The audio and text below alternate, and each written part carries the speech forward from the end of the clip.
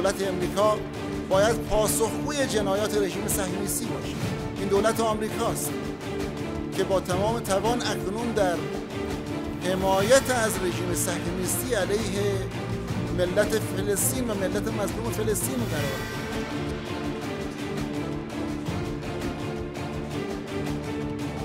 طرح موضوعاتی از این دست با انگیزه‌های سیاسی و واهی صورت می‌گیره و همچنین تلاشی است در جهت انحراف اذهان عمومی و افکار عمومی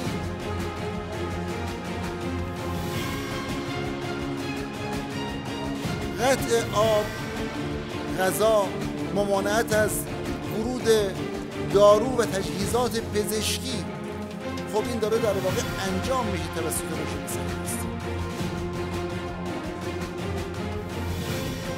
در ارتباط با منابع ارضی آزاد شده جمهوری اسلامی ایران هم خب همونطور که اعلام شده، مقامات بانک مرکزی ما اعلام کردن، مقامات قطری هم اعلام کردن. در این زمینه هیچ در واقع تحول جدیدی رخ نداده